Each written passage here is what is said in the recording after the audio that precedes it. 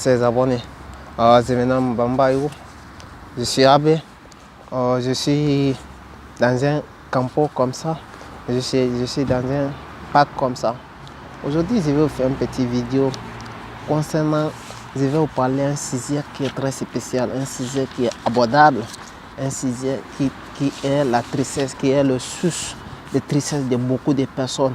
Mais je vais essayer, j'ai fait une remarque, je vais essayer d'analyser, de parler de mon expérience sur là-dessus et le livre que je suis en train de lire actuellement, il y a le même type d'expérience. Je vais essayer de vous expliquer et je vais essayer de vous établir qu'est-ce qui est écrit dedans en réalité, en briefing, et je vais essayer de vous parler de façon correcte. C'est écrit, je m'excuse, c'est écrit en italien, je vais essayer de traduire ça en français, je vais vous expliquer un peu comment c'est écrit par l'acteur pour le développement personnel Antonio Robbi, qui a changé la vie de milliers de personnes. Moi-même, je suis un exemplaire, je le lis.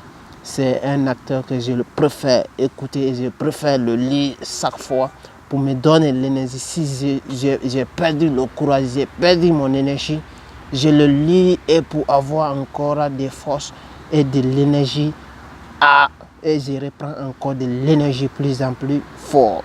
Vous pouvez le faire vous-même.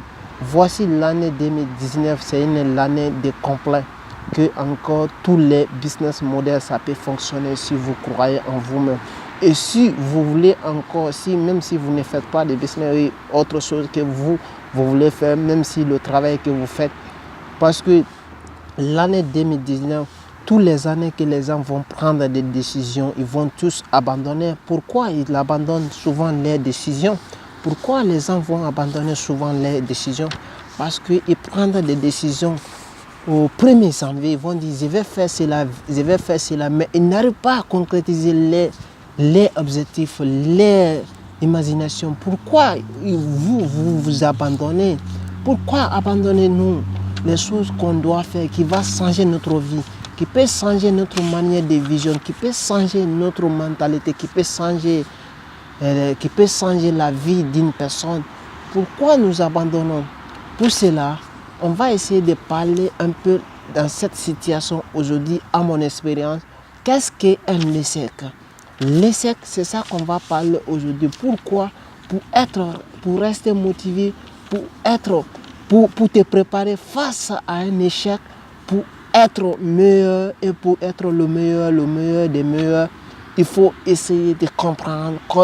Il faut te demander qui juge et qui tu es. Tu dois te donner ta force, tu dois te donner l'énergie, tu dois te donner le courage. Voici, je vais vous parler des personnes qui est personnalité citée dans ce livre. Je vais vous parler l'exemple de l'échec parce que c'est ça c'est ça notre sujet aujourd'hui. On va parler de ce qu'on appelle l'échec. Comment tu vas te comporter devant l'échec. Les deux personnes qui ont fait plus de l'échec, je vais vous parler aujourd'hui, ils sont tous des Américains. Voici, après de commencer, je vais vous parler Napoléon qui a dit, jeune homme paresseux, c'est pas un jeune homme qui n'a pas de travail, mais c'est un jeune homme qui veut être toujours le meilleur employé, c'est lui le jeune homme paresseux. Voici comment est-ce que tu peux faire pour changer ta mentalité, pour transformer ta mentalité au succès des succès, pour l'échec, pour transformer ton échec en succès.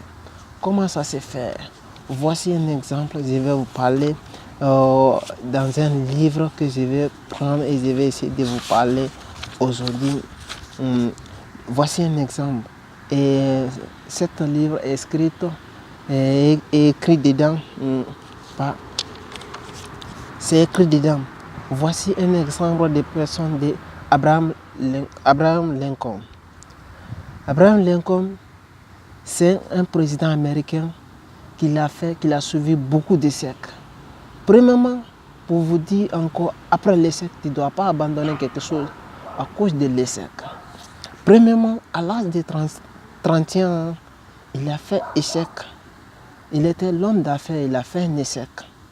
À travers ce business, il a perdu. L'âge de 35 ans, il a perdu il a perdu encore l'élection. Quand il s'est présenté à l'élection, il a perdu. À l'âge de 34 ans, même chose. À l'âge de 35 ans, il a perdu quelque chose encore qui peut nous toucher n'importe qui. Même si moi, ça peut me toucher, mais pour affronter ces genres de situations, il faut savoir comment te comporter devant l'échec et devant la souffrance. C'est ça qui lui a tenu ici. Il a perdu sa femme. Quand il a perdu sa femme, ça lui a fait des problèmes. Mais ça ne lui a pas empêché aussi de ne pas se représenter et de ne pas être la personne qui souhaite de faire. À 36 encore, il a 37-38, il a perdu l'élection pour la 4e fois encore. Après 43 encore, pour la concrétisation de l'élection, il a perdu encore. Voici, il a fait beaucoup d'essais jusqu'à l'âge de 60 ans. Il a réussi à être le président. Il a réussi à être le président de l'Amérique. Voici la deuxième personne que je vais vous parler encore. C'est pour dire, même si l'échec ça vient, il ne faut pas te fuir devant un problème ou devant l'échec. Il faut être quelqu'un qui prend des solutions, qui prend des résolutions, qui prend des mesures pour résoudre, un problème, face à un problème ou face à une situation quiconque. Même si c'est compliqué, tu dois prendre des solutions. Mais si tu te fuis des solutions, ça devient échec. Pour faire cela, voici la deuxième personne que je vais vous parler, qui est l'acteur célèbre que tout le monde connaît,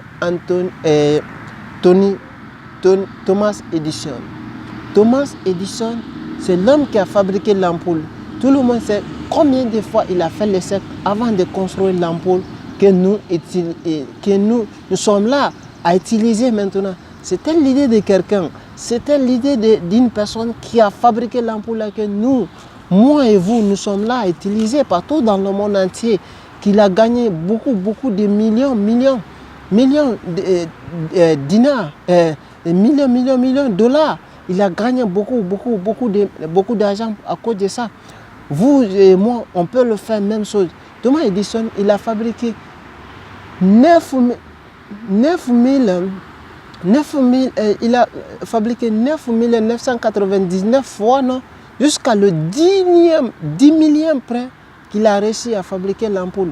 Quand il a réussi à fabriquer l'ampoule, un journaliste les a demandé, il dit, Thomas, tous les exemplaires que vous avez fait pour fabriquer une ampoule, vous avez fait l'échec. Il dit, ce n'est pas un échec. Parce que quand tu es face à une situation, ou face à une émotion que tu veux faire, ou face à une imagination, ou face à un problème que tu veux résoudre, si tu n'as pas trouvé de solution, c'est pas ça. Tu n'as pas trouvé de solution, c'est pas ça qu'on appelle échec. Quelqu'un qui a abandonné, c'est ça qu'on appelle, lui, il a fait échec.